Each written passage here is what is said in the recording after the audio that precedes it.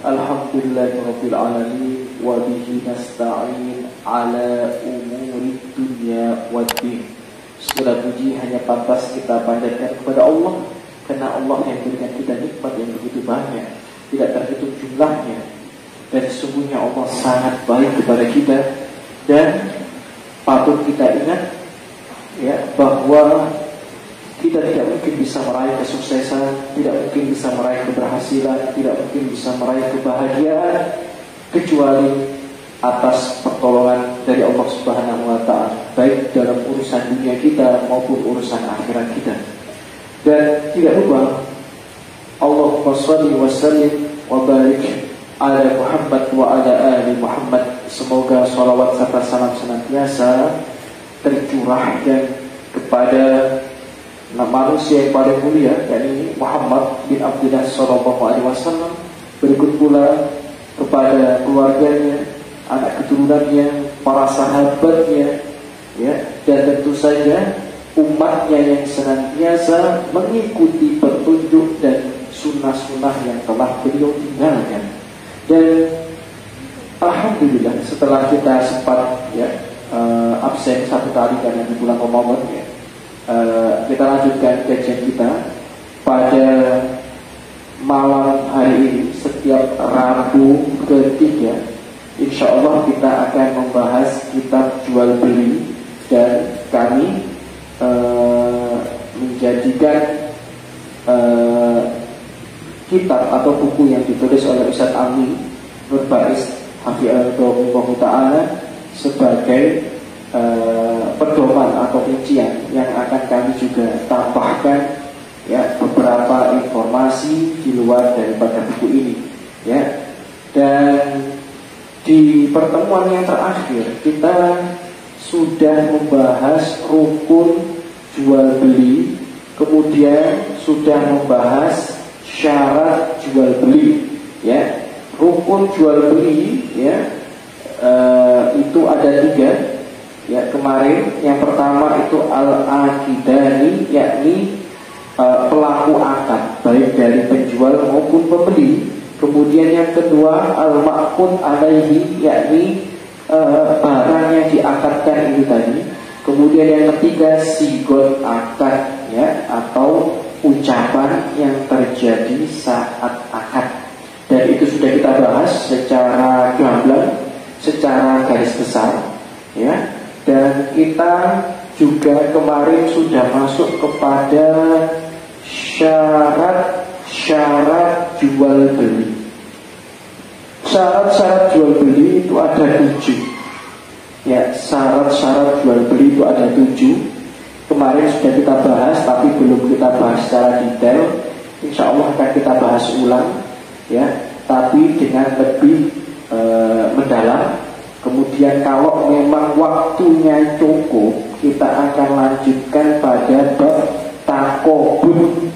Apa takobut itu? Ya, nanti akan kita pelajari bersama kalau waktunya cukup, ya, karena syarat-syarat jual beli ini penting.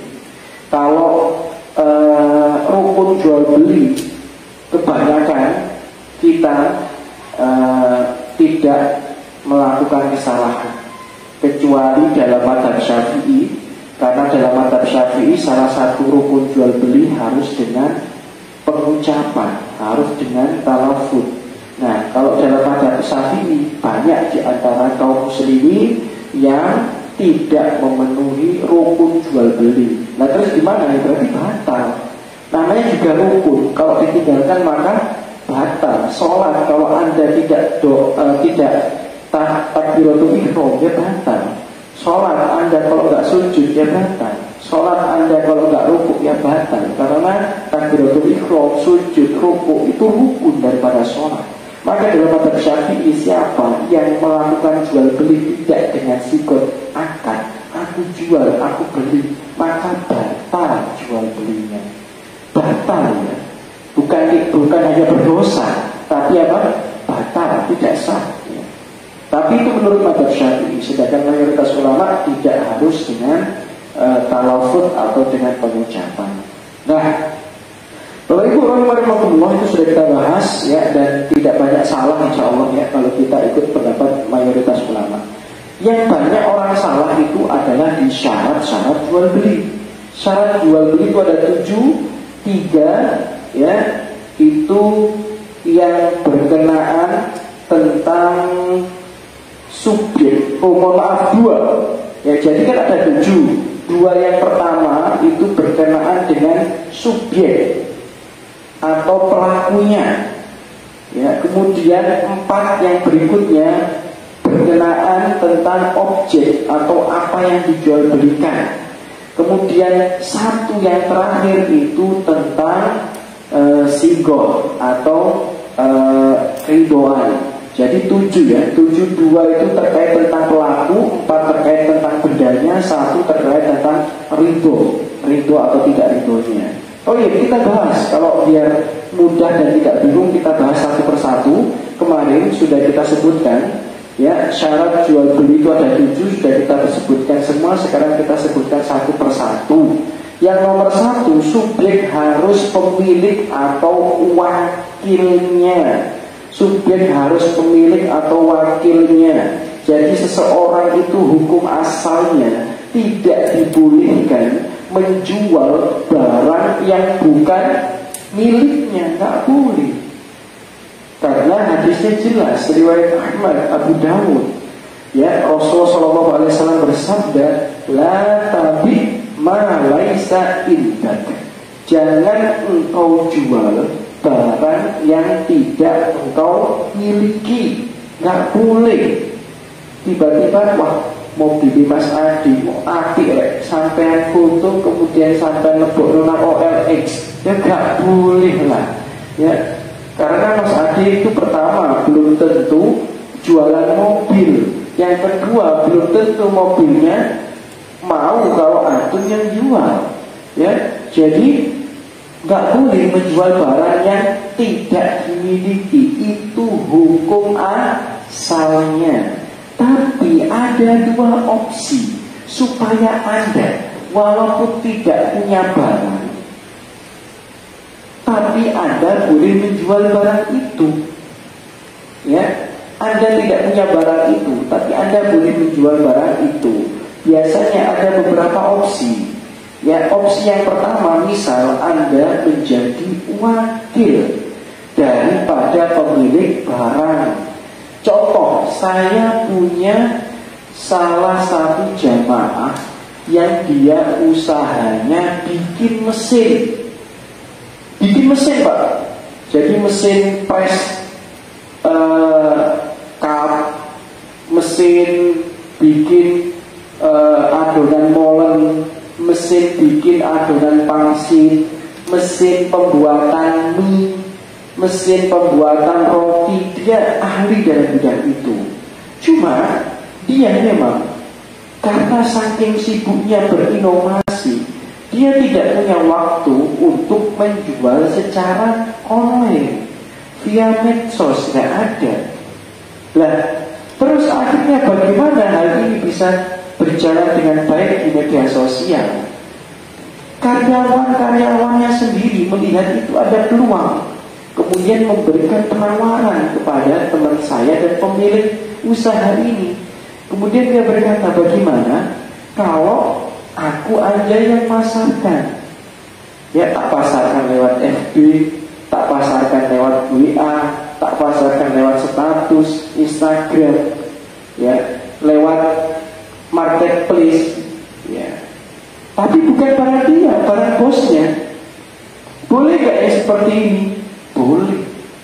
Jadi Anda jika tidak memiliki suatu barang, tapi Anda melihat barang ini punya value yang tinggi, punya nilai yang tinggi, dan orang ini kayaknya nggak pintar jualnya, maka Anda bisa mendatanginya. Anda menjadi wakil penjual.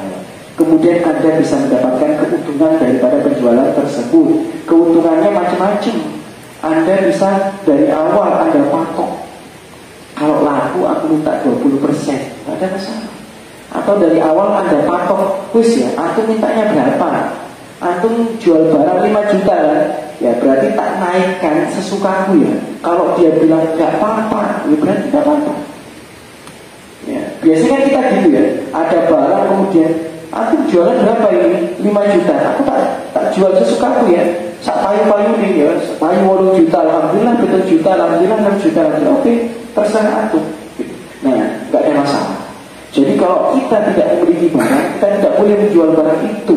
Yang bisa kita lakukan adalah menjadi wakil penjual. Toyib, itu opsi yang pertama. Opsi yang kedua, Anda tidak memiliki barang, tapi Anda punya uang, dan Anda ingin untung. Banyak yang seperti ini, banyak. Dia punya duit, tapi dia nggak punya usaha, tapi dia juga ingin ikutan untung. Maka orang-orang yang sesat, yang nggak tahu halal haram, duitnya diputar dari pinjaman ribawi, ya kan? Dipinjamkan ke orang 1 juta, bayarnya 1.100.000. Kalau telat ada dendanya, kayak gitu. Karena dia punya uang tapi bingung usaha apa gitu. Bank juga sedemikian. Tapi ada opsi yang lain. Anda bekerja sama dengan pembeli yang nggak punya uang cash. Ya, misal ya, teman saya pengen beli mobilnya Mas Adi.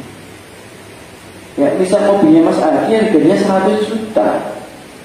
Teman saya cuma punya uang 20 juta. Tapi dia per bulan bisa nyicil 5 juta. Saya punya uang, teman saya nggak punya uang. Pengen beli mobil, Mas Adi punya mobil, pengen jualan mobil. Bisa nggak ditemukan 3 orang ini? Bisa. Maka saya bilang dengan teman saya, gimana kalau kamu beli mobilnya Mas Adi ini, ya, bisa kamu cicil 1 tahun, 2 tahun, tapi nggak 100 juta, 125 juta. Mau apa enggak? Mau, aku butuh mobil sekarang. Nah, ya udah, kita kerjasama ya. Tak tuku mobil Mas Adi 100 juta. Kemudian tak tuku itu dalam kondisi tunai. Aku jual ke kamu dengan kondisi kredit. Selama 2 tahun saja berapa? 125 juta. Boleh nggak yang seperti ini? Boleh. Nah, itu yang biasa dilakukan oleh bank yang syariahnya benar. Karena ada banknya nggak benar. Nanti akan kita bahas. Nah, itu jadi boleh seperti itu. Anda menjual barang secara kredit, ya. Jadi Anda beli barang dulu, Anda jualan.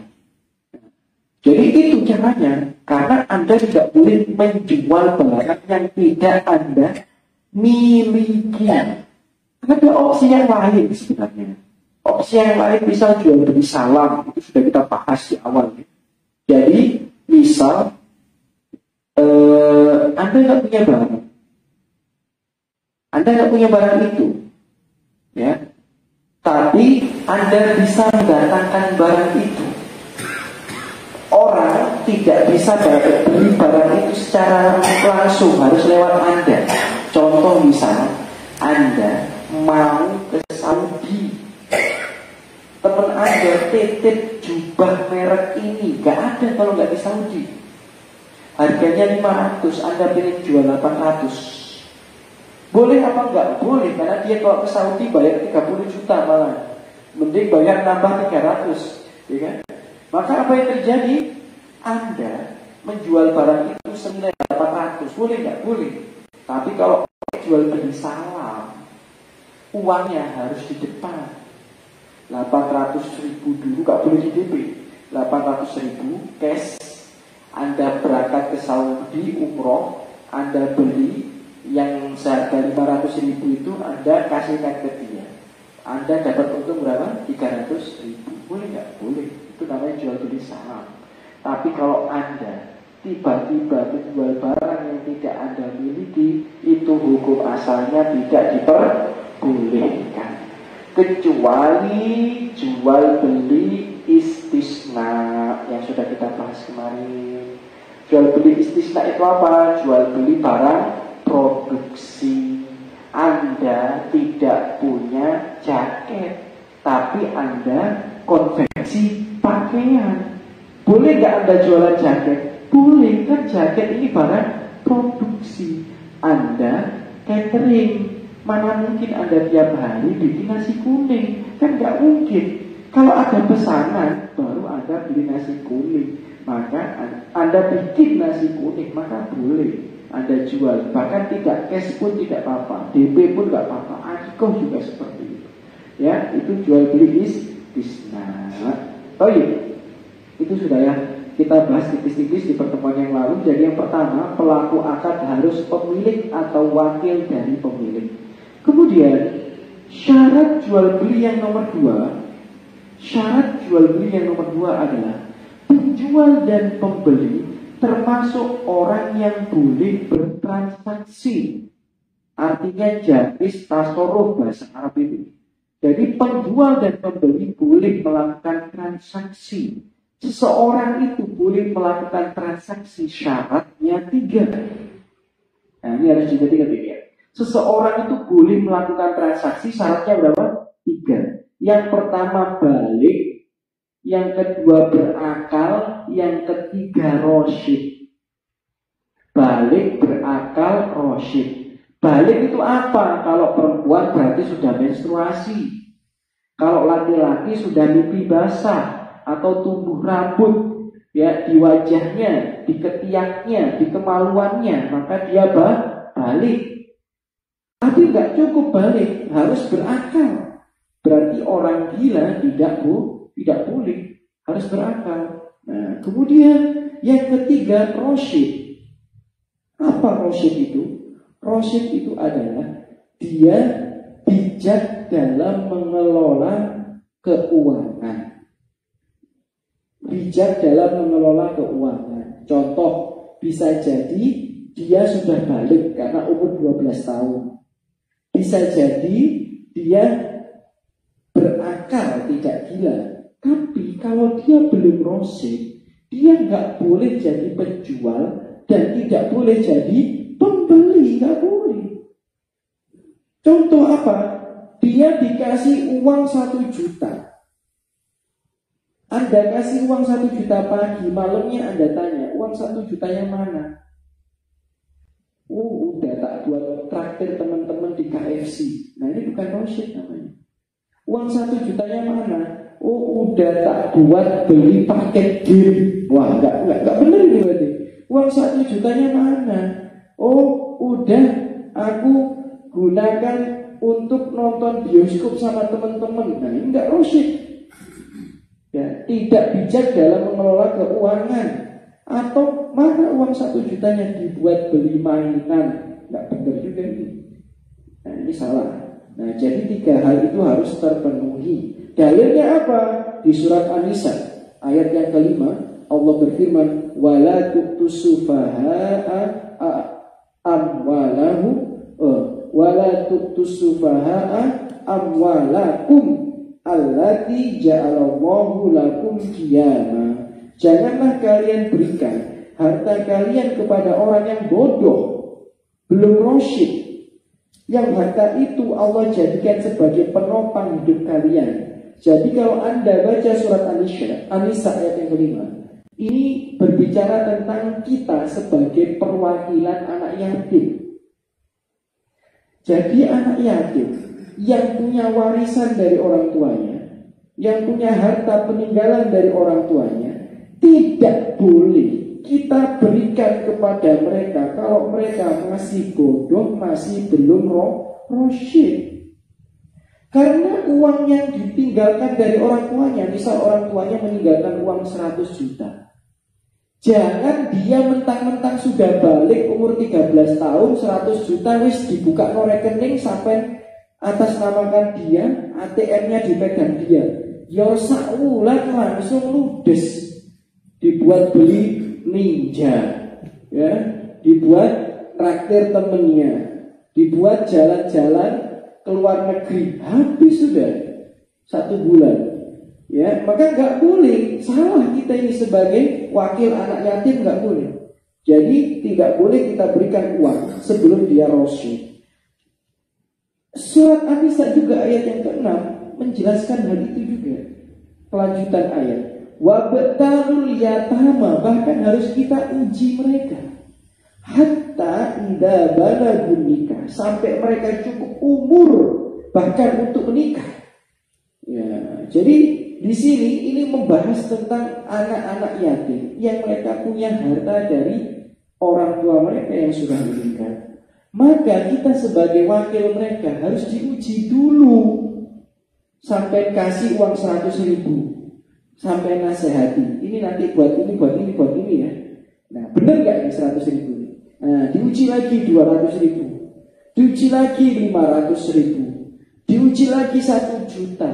Kira-kira ini dia sudah benar gak ngelola uang? Tahu gak mana skala prioritas? Tahu gak kalau dia nanti lulus SMA harus kuliah dari uang peninggalan orang tuanya? Nah, ini harus Anda ajari dulu. Nah, kalau sudah pantas dan paham, maka boleh Anda berikan harta peninggalan orang tuanya. Nah, jadi saya ulang sekali lagi, hukum asal penjual dan pembeli itu harus memenuhi 3 kriteria atau 3 syarat tersebut. Yakni apa tadi? Pertama, balik, berakal, rasyid. Nah, sekarang akan ada pertanyaan. Kalau anak kecil gimana? Padahal bapak punya cucu, bapak punya anak yang SD belum balik. Pertanyaannya, apakah di sekolah dia nggak boleh jajan? Bayangkan, kira-kira satu sekolah itu, ya hampir semuanya 99% anak itu pasti dikasih uang jajan sama orang tuanya. Lah anak SD kebanyakan belum balik, apalagi rasyid. Lah terus bagaimana? Maka dia menyelisihi asal aturan yang ada. Hukum asalnya tidak boleh. Saya ulang sekali lagi. Anak kecil belum balik, belum rasyid, walaupun dia berakal, hukum asalnya tidak boleh melakukan jual beli. Hukum asalnya tidak boleh. Tapi ulama berbeda pendapat.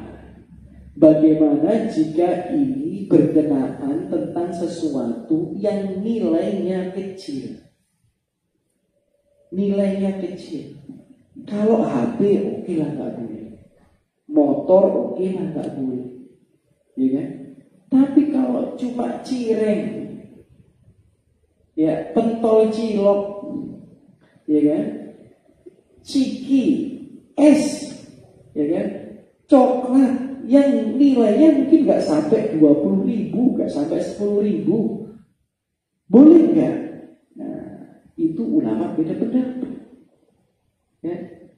Jadi kalau Anda ikut pendapatnya mazhab Syafi'i, dan ini disampaikan oleh Imam Nawawi yang madhabnya Syafi'i dalam Al-Majmu' Syarah Muhadzab.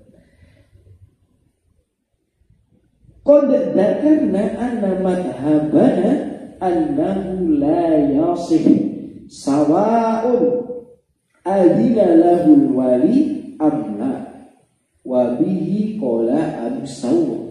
Dalam madhab Syafi'i gak ada toleransi. Saya ulang sekali lagi. Dalam madhab Syafi'i tidak ada toleransi sama sekali bahwa anak kecil tidak diperbolehkan jual beli. Mutlak. Jadi dalam madhab Syafi'i anak SD gak boleh dikasih uang saku. Gitu. Ya. Baik, di sini.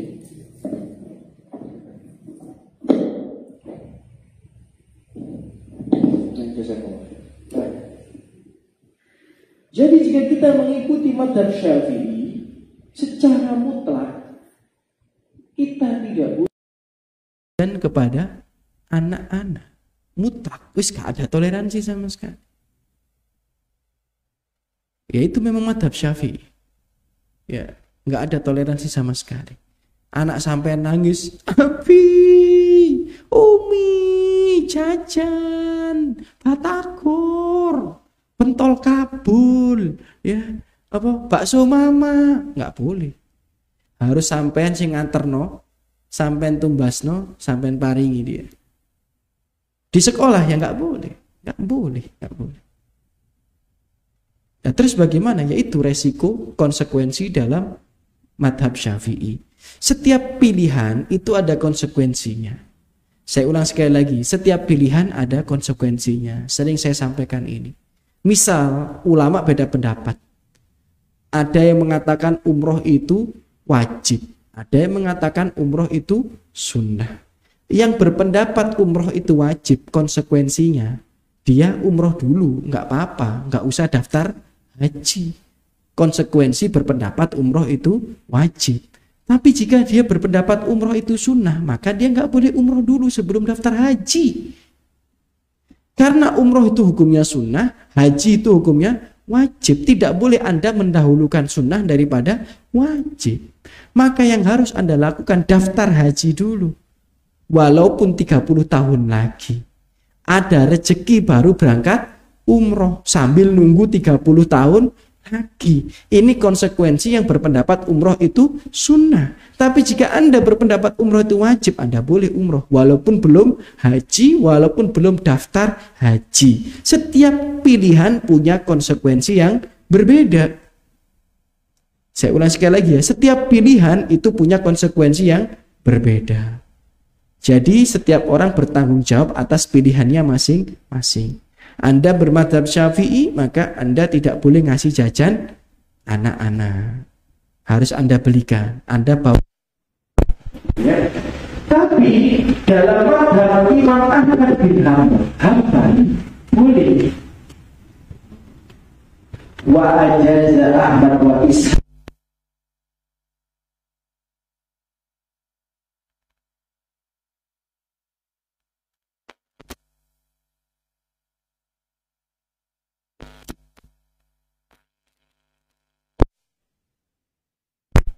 Ya.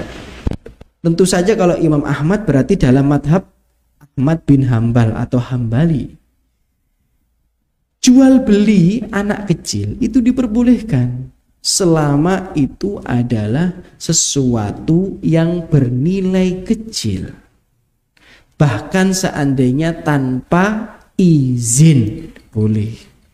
Anak Anda kasih uang 10.000. Dia belikan apapun itu tanpa izin boleh. Selama itu bukan hal yang haram gitu ya. Misal cuma buat beli jajan, beli minum ya boleh. Anak Anda kasih 20.000 digunakan untuk transaksi jual beli, cuma hanya beli mie ayam atau bakso mama dan sebagainya ya boleh karena nilainya kecil. Ini pendapat siapa? Hambali madhab. Tapi ingat, hukum asalnya tidak boleh. Ini pengecualian untuk hal-hal yang kecil. Tayyib. Dan Ibnu Qudamah mengatakan, ya, wa yasih tasrifu sobi al-mumayyiz, ya, bil bai' wasyira. Kalau Ibnu Qudamah ngasih batasan. Ibnu Qudamah ngasih apa? Batasan. Batasannya Ibnu Qudamah itu adalah bolehnya transaksi jual beli bagi anak-anak yang belum balik, syaratnya mereka mumayyiz, sudah pada level tamyiz. Jadi kalau anak-anak boleh selama itu barangnya murah, tidak bernilai besar dan dia sudah mumayyiz, umurnya melewati marhalah tamyiz. Berapa? 7 tahun. Jadi kalau umurnya 7 tahun baru boleh. Menurut siapa? Ibnu Qudamah. Kalau belum 7 tahun tidak boleh. Thayyib.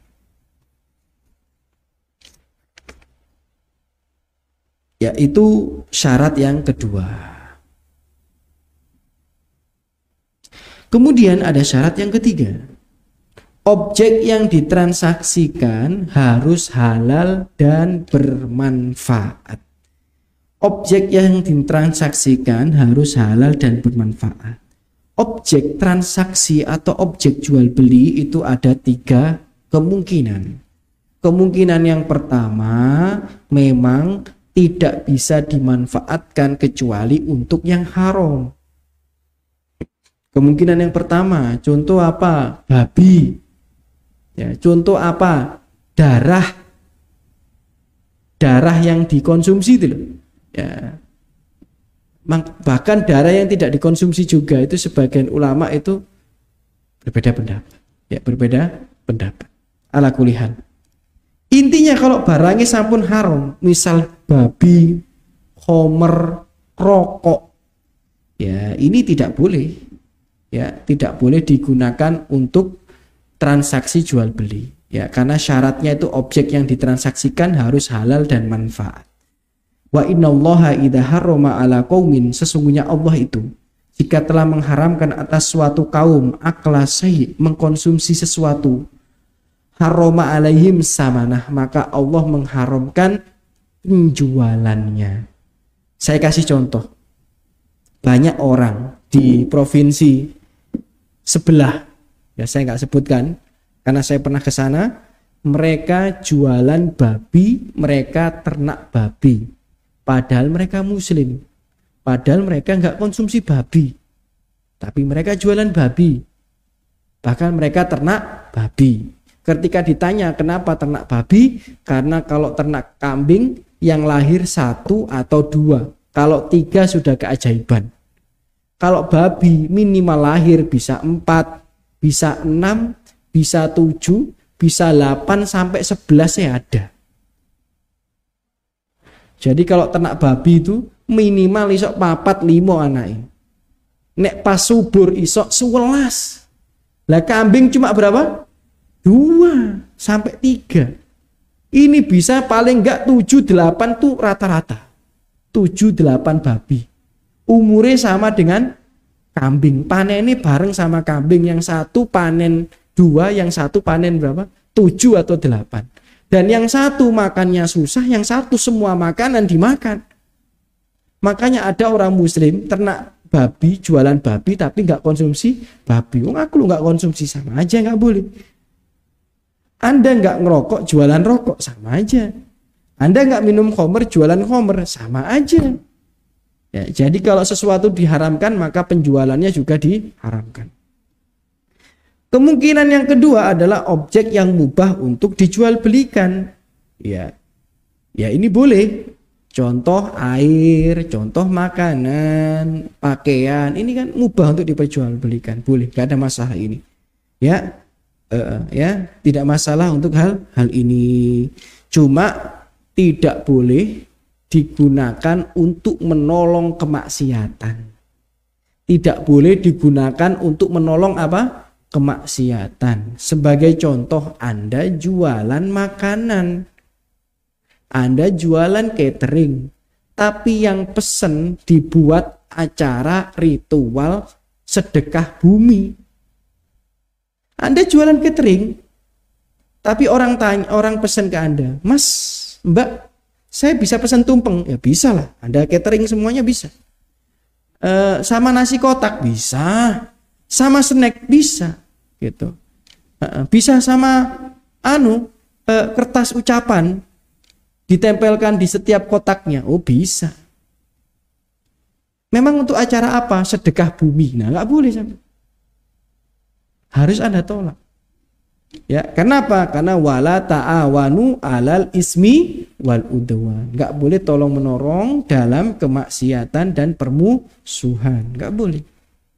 Jadi walaupun Anda jualan barang yang mubah, bahkan jasa juga seperti itu. Nanti jenengan coba tanya ke ustadz-ustadz yang lain, baca di artikel-artikel yang lain, lihat di YouTube yang lain. Misal Anda servis AC, tapi diminta untuk servis AC instansi ribawi. Boleh nggak? Nggak boleh.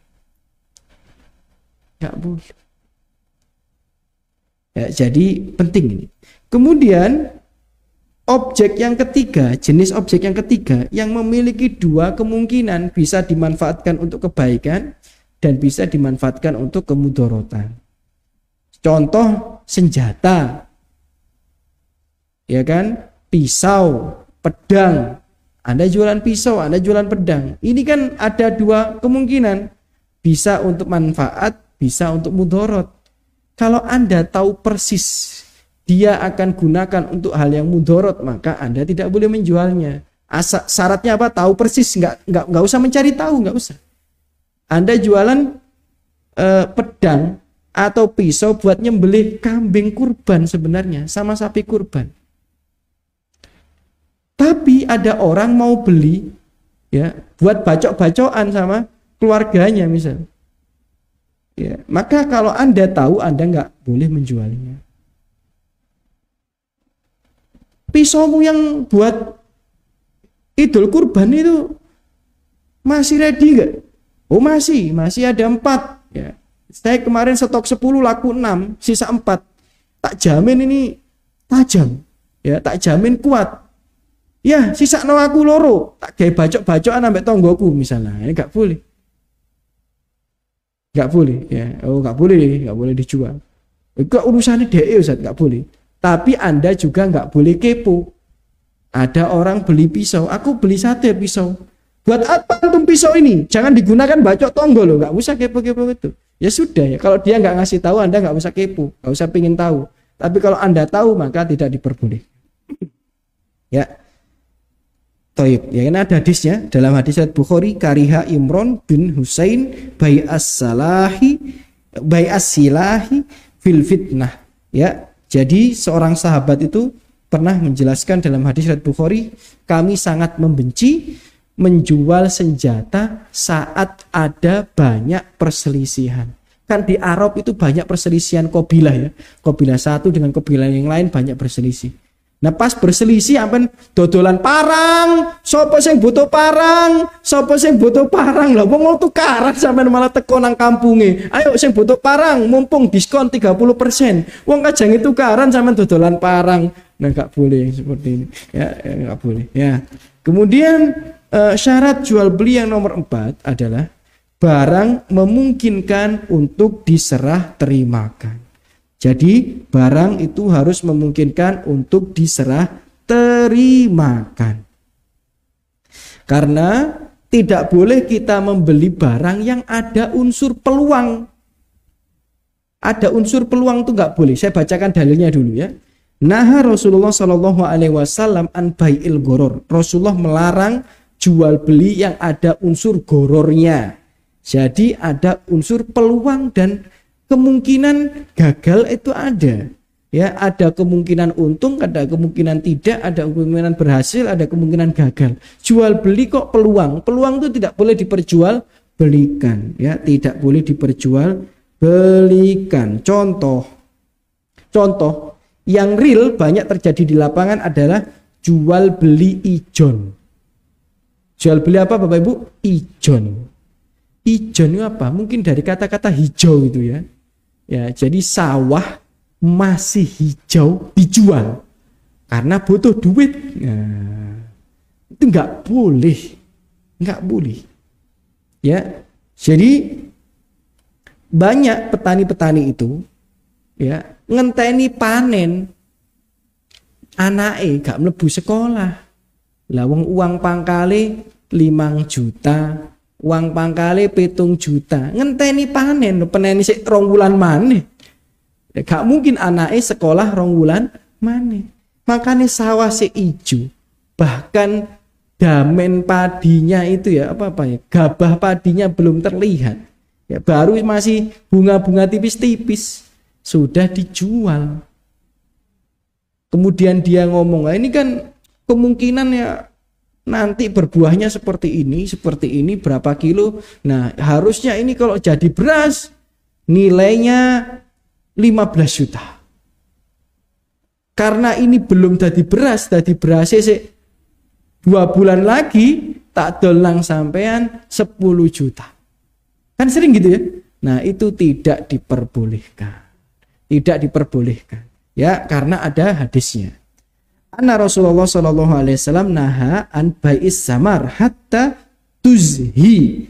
Sesungguhnya Nabi Muhammad sallallahu alaihi wasallam melarang menjual buah-buahan sampai buah itu layak dipanen. Jadi Model yang seperti ini sudah ada dari zaman Nabi. Zaman Nabi itu buah-buah yang masih kayak kerikil-kerikil kecil-kecil itu. Ya. Kurma-kurma tas ngerekel-ngerekel kecil-kecil itu udah dijualin. Karena butuh duit, itu nunjukkan yang butuh duit itu bukan hanya orang zaman sekarang. Ya Mas Ade, ya itu nunjukin ya barang orang yang sing dikejar-kejar duit itu ya dikejar-kejar butuh duit itu nggak hanya orang sekarang Mas ya, dari zaman Nabi itu sudah banyak orang yang ya dikejar-kejar sama kebutuhan dia, butuh duit cepet-cepet. Jadi di zaman Nabi kurma-kurma sing ngerekel-ngerekel kecil-kecil itu wis didol, nggak boleh. Nah, kemudian faqila lahu ma tuzi qala hatta tahmarra. Kemudian Nabi Muhammad ditanya, kapan boleh dijual? Boleh sampai dia layak dipanen. Dalam kurung walaupun masih menempel di pohonnya. Ya, jadi nempel di pohon selama layak panen, walaupun Anda nggak tahu itu berapa kilo. Namanya di pohon, kapan sampean ngilokno kan nggak mungkin kurma nang dukure wit sampean kilo kan nggak mungkin. Boleh nggak? Boleh. Jadi jual beli tebak-tebakan itu sebenarnya boleh selama resiko tebak-tebakannya itu tipis itu. Tapi kalau masih kerikil-kerikil sampean masuk tumbas padi belum ada gabahnya. Nah ini kalau diserang wereng nanti bagaimana? Ya, kalau diserang tikus bagaimana? Tapi kalau Anda sudah melihat, oh, kalau gagal panen gimana? Kalau salah nanam bibit gimana? Ya, tapi kalau Anda sudah lihat, oh sudah ngendelong, siap panen, walaupun belum dipanen, walaupun belum ditimbang, nggak apa-apa. Kayak Anda jualan pohon sengon. Anda jualan pohon jati, apakah Anda timbangin satu-satu? Apakah Anda ukur diameternya satu-satu? Nggak ada, borongan sak tegalan. Gini mboten. Lah terus bagaimana? Itu ada ilmunya. Ada alatnya, alat tembaknya tingginya seberapa? Alat diameternya tingginya diameternya berapa? Dikira-kira di total seret dibeli sama dia. Boleh nggak walaupun dia ada unsur goror sedikit? Boleh, selama unsurnya sedikit. Ya, duduk nandur jati, kemudian sampai engkau 10 tahun maneh, ya sampai pek loh, nggak bisa kayak gitu. Ya, nggak bisa seperti itu ya. Jadi harus yang layak panen atau menjelang panen. Menurut sebagian ulama menjelang panen boleh. Walaupun belum layak panen banget, tapi menjelang panen. Misal mangga setengah-setengah mateng sama mendol mboten napa-napa. Mentah-mentah sama mendol mboten napa-napa. Ya, yang penting dia sudah unsur gorornya sudah sedikit gitu ya. Ya, jadi walaupun Anda kalau punya mangga ditebas sama orang, apakah dihitung satu persatu bijinya? Enggak. Ditimbang? Enggak juga. Dikira-kira 500.000 kan gitu orang-orang. Nah, itu boleh enggak? Boleh, enggak ada masalah. Ya, tidak masalah. Tapi kalau tidak bisa diserah terimakan nggak boleh. Beberapa jamaah saya tanya, ini fakta real di lapangan, mereka punya pohon mangga harum manis misalnya. Berapa banyak orang-orang itu datang ke rumahnya, bilang, boleh nggak pohonmu aku sewa? Sewa pohon, banyak itu. Bagaimana? Jadi pohonmu tak sewa selama 1 tahun, setiap buah selama 1 tahun itu milik saya. Jadi pohonnya disuntik, dipupuk, dirawat, yang harusnya buah mangga itu setahun buahnya sekali, ya dengan progres yang signifikan, dia bisa panen mangga setahun 2 kali. Ini nggak boleh. Karena belum tentu panen. Bahkan dia, ini namanya bukan sewa pohon namanya. Nggak ada namanya sewa pohon, itu namanya Anda beli mangga yang belum berbuah. Anda membeli calon mangga. Karena Anda itu tidak mungkin sewa pohon. Memang Anda mau tinggal di pohon. Ya Anda mau gelantungan nang pohon. Kan enggak kan? Sewa pohon itu enggak ada, itu istilah. Yang ada adalah Anda membeli calon bakal buahnya. Ini tidak diperbolehkan dalam syariat. Tidak diperbolehkan dalam syariat. Ya, jadi harus memungkinkan untuk diserah terimakan.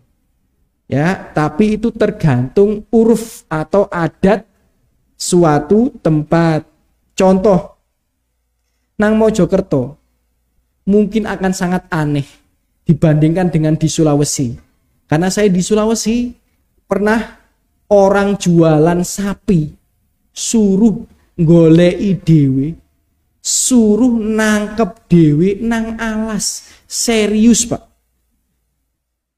Jadi kacau, Bang. Ini serius. Ya, jadi sapi betina tinggalnya itu di sekitar rumah. Sapi di sana, Pak, nggak ada yang diikat. Sapi di sana nggak ada yang dikandangi. Losdol, Pak. Loh, kok gak wedi dicolong maling? Gak mungkin dicolong maling. Karena pasare sak kota mek siji. Dodolan sapi mesti konangan. Karena gak mungkin dodol kecuali nang pasar iku, Pak. Nang pasar liyane yo mesti konangan, Pak. Karena sak kota pasare siji, Pak. Ya, jadi nek dodolan sapi curian mesti konangan. Jadi orang sana kalau pengen nyuri sapi nih kakine dipotong, dijual daging sak sikil to. Itu sing wis miring-miring temenan iku ya. Sampai serius dipotong kakinya satu, dijual di pasar. Iku nek sing niat maling, tapi kalau niat maling sapi satu, wedhus satu gak bisa, Pak. Kambing satu utuh gak bisa. Pasti konangan. Solusinya mereka kalau maling ya disembelih di tempat. Ya kan? Nah, uniknya sapi perempuan itu tinggal di sekitar rumahnya. Ya nggak jauh-jauh sekitar rumahnya. Sapi jantan tinggalnya di hutan, tapi wis ono stempel nih, Pak. Jadi setiap sapi yang dibeli itu ada stempel. Jadi walaupun di hutan ada stempelnya.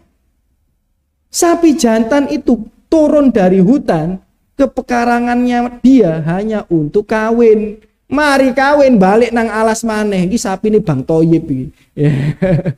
Ya, nggak pulang-pulang ya, 3 kali puasa, 3 kali lebaran ya. Jadi mulai nek musim kawin tok, mari kawin balik meneh nang alas. Nah itu memang kayak gitu. Lah terus nek dodolan ya apa? Ya dodolan mek berangkat nang alas bareng-bareng didoting sapi ini. Iku sapiku wis sampean cekel dhewe. Kayak gitu.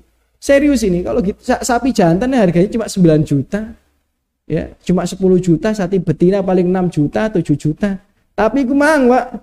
Ya, ngejar dhewe iku mang loh. Jadi kayak koboi mana? Kayak di Spanyol gitu ya. Ya, banteng ngucul sampean lempari dhewe sirai. Kayak gitu memang. Nah, itu sebenarnya hukum asalnya kan boleh, Pak. Oh, enggak boleh, Pak. Karena kan tidak memungkinkan iso kayak kecekel barang. Tapi ada kaidah fikih al-adah muhakamah. Adat istiadat itu bisa menjadi landasan dalil.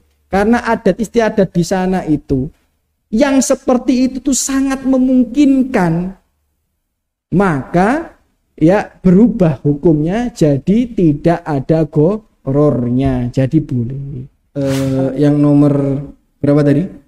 4 ya, barang yang memungkinkan untuk diserah terimakan. Kemudian yang nomor 5 adalah kriteria objek jual beli ya atau objek transaksi harus jelas. Ya, jadi tidak boleh kita membeli sesuatu yang belum jelas.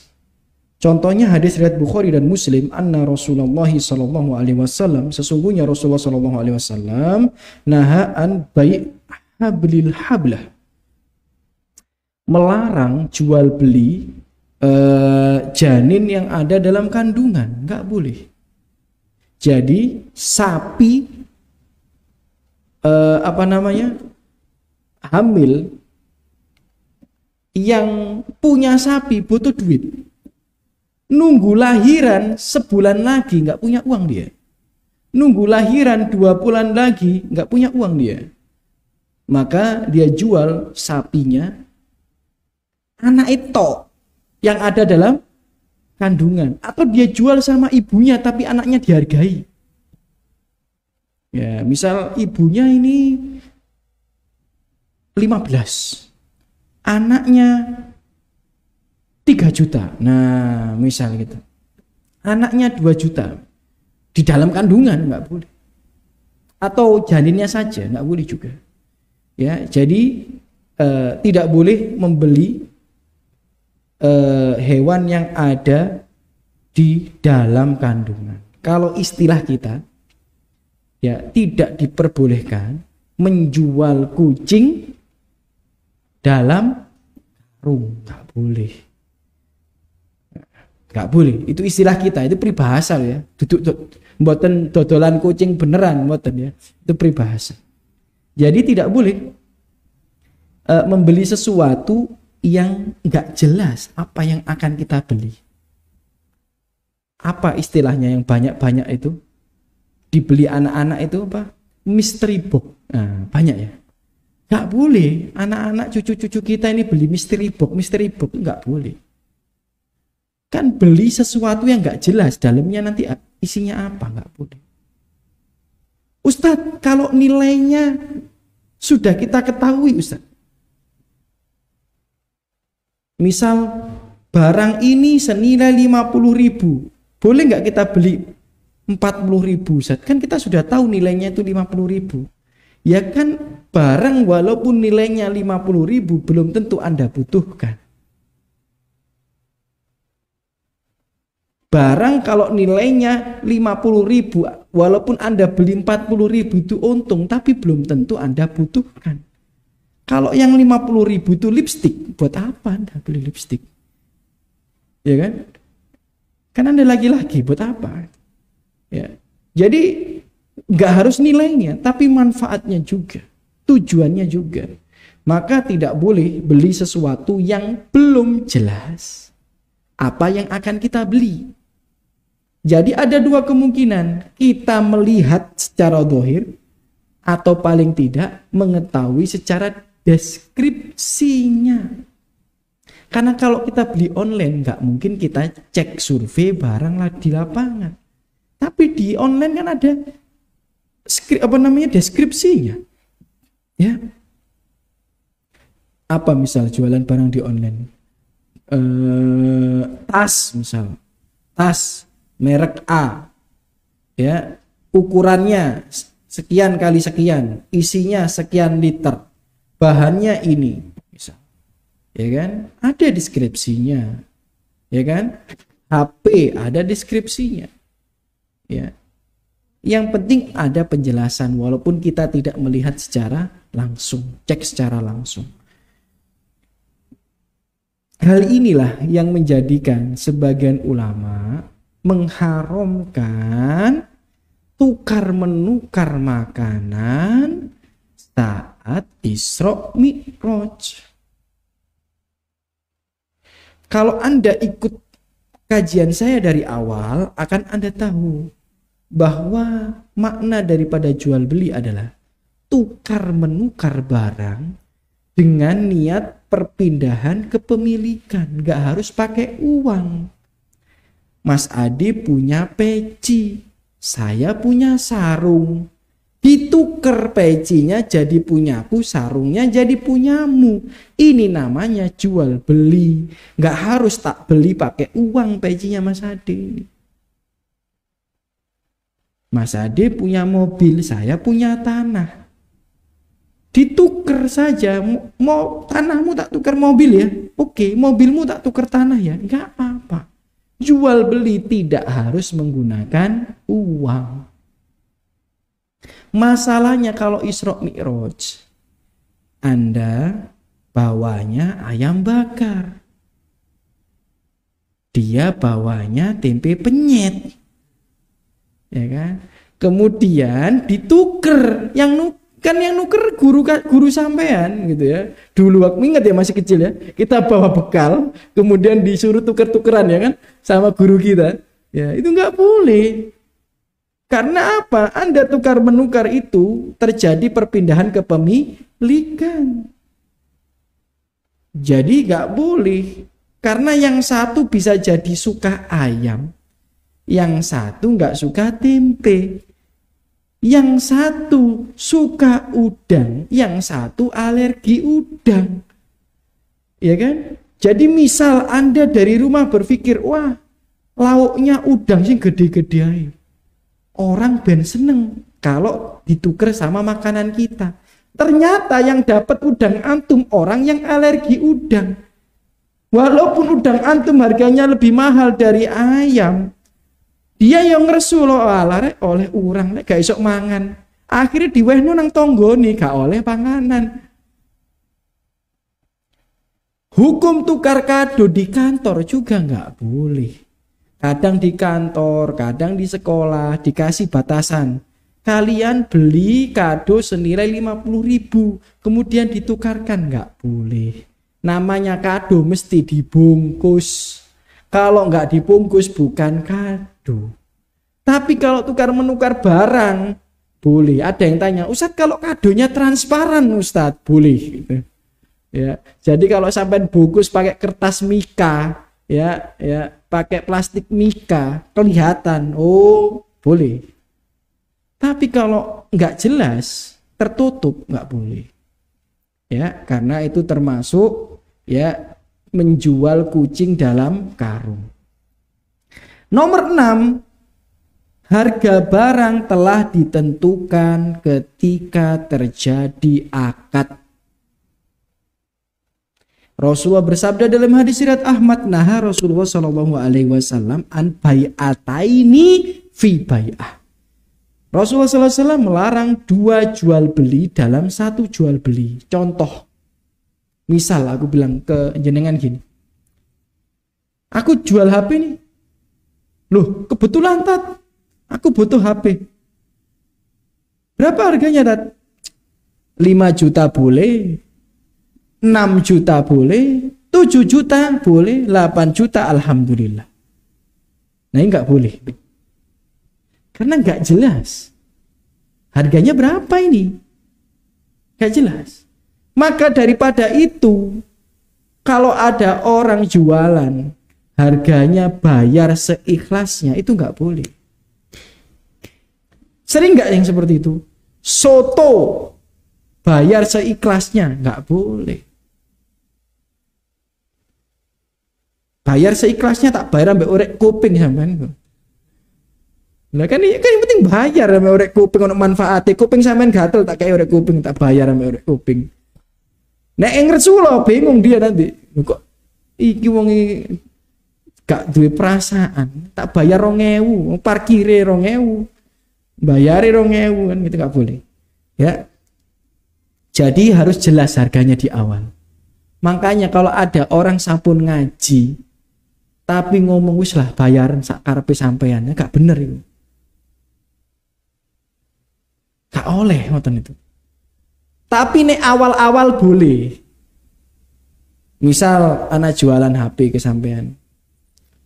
Berapa harganya Tat? Ya terserah antum lah. Kira-kira sepantasnya berapa? Itu boleh kalau di awal. Belum terjadi akad loh ya. Belum terjadi akad.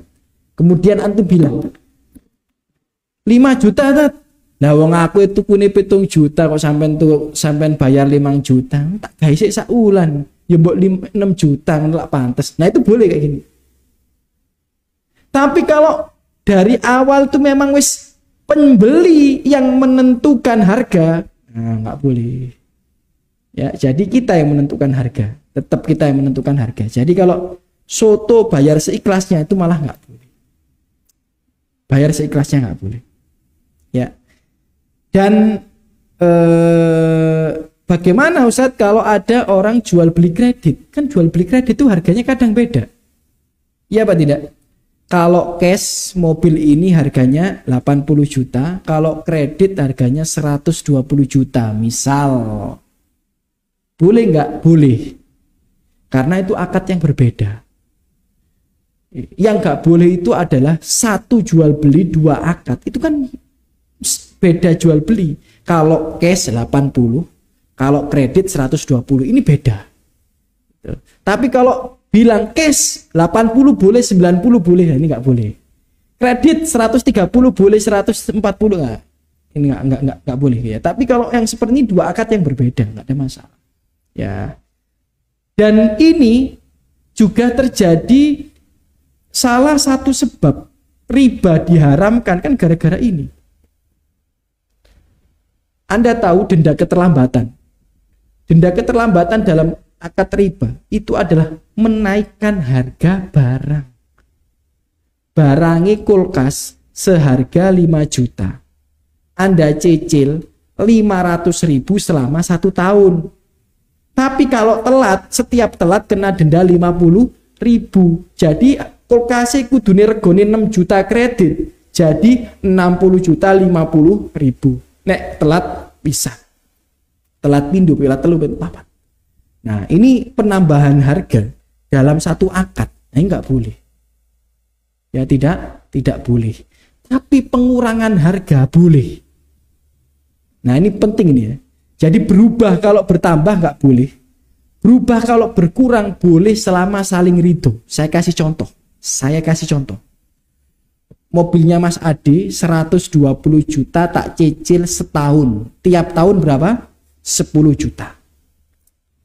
Sisa 6 bulan. Harusnya saya masih bayar berapa? 60 juta, tapi tiap bulan 10 juta kan gitu ya.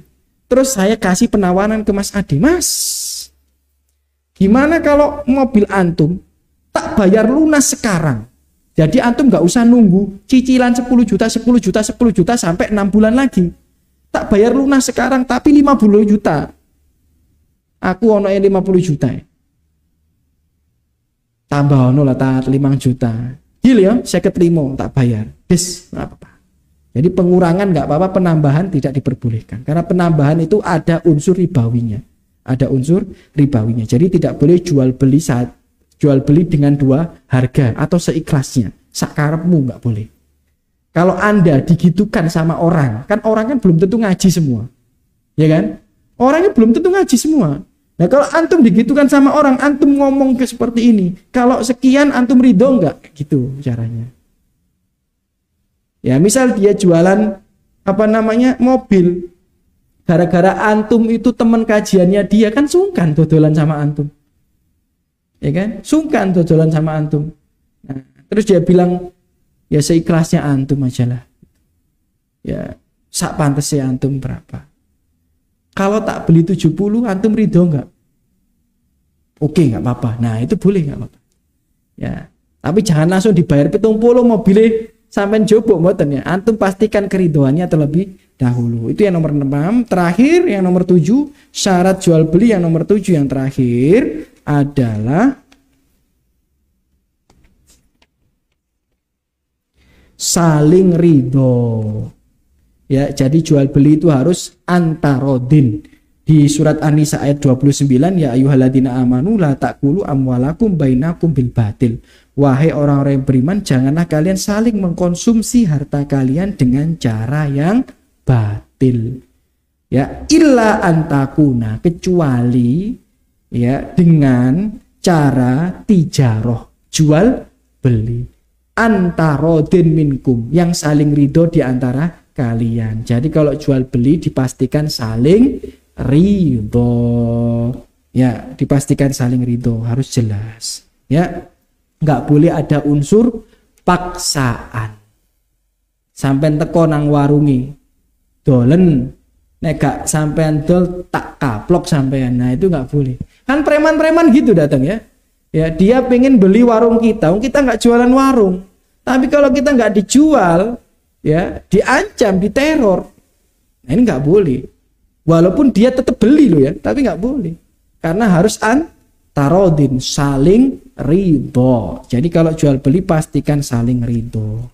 Dan ridho itu ya kata para ulama, dua hal ini harus terpenuhi. Antum catat ini. Ya, yang pertama al-ikhtiyar, pilihan tanpa paksaan. Itu yang pertama. Yang kedua al-ilm atau ilmu. Maksudnya apa? Maksudnya tanpa paksaan yaitu tadi. Ya, sampean pengen warung ini karena strategis. Anda datang ke tempatnya dia, Anda lihat warungnya gak jalan, setengah hidup, setengah mati. Anda beli warungnya. wis ya nggak apa-apa ya, tak beli ya, ridho. Nah ini berarti al-ikhtiar, pilihan tanpa paksaan. Tapi nek gak sampean dol tak antemi sampean. Nah ini berarti nggak boleh. Itu baru ikhtiar. Ada syarat yang kedua, al-ilm. Kadang dia ridho tapi nggak punya ilmu, tetap nggak bisa. Contoh apa? Beli mobil tapi nggak tahu kalau mobilnya rusak, dan Anda sebagai penjual tidak menjelaskan kerusakannya, ini namanya juga tidak saling ridho. Karena dia itu bukan masalah ridho atau nggak ridhonya, mungkin dari luar dia ridho tapi dari dalam kan dia nggak tahu. Nah kemudian setelah beli ternyata ada rusak dalamnya, Anda tidak bercerita, maka jual belinya harusnya tidak sah, karena ini syarat sah jual beli. Anda sholat tanpa wudhu walaupun khusyuk nangis-nangis ya nggak sah.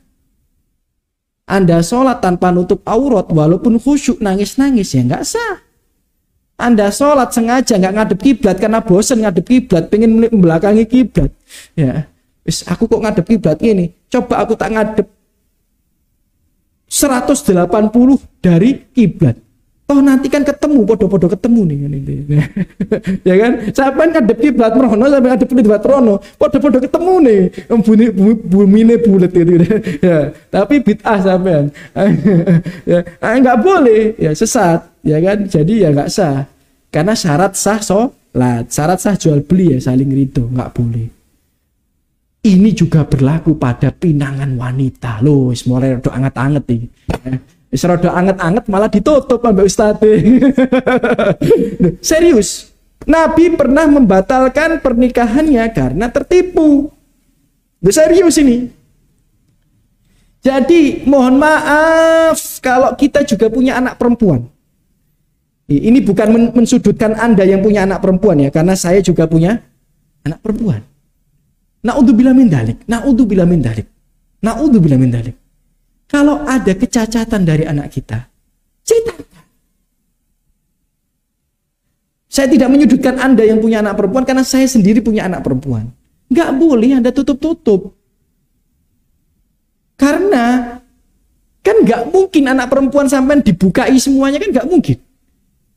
Mungkin calon menantu Anda pasti hanya melihat wajah dan tangannya saja. Bisa jadi badannya ada luka bakar. Ya, bisa jadi punya penyakit kulit yang nggak kelihatan karena penyakit kulitnya di paha dan betis misal. Ya ini sampaikan. Kalau tidak, dia berhak untuk membatalkan pernikahan dan mahar harus dikembalikan. Dan itu bukan terjadi di sahabat, bukan terjadi di antara kita, bahkan terjadi pada pernikahan Nabi. Pernikahan Nabi. Nabi pernah menikah dengan seorang perempuan. Ternyata, mohon maaf, naudzubillah min dzalik, nas'alullah al-afiyah. Perempuan itu punya penyakit kulit.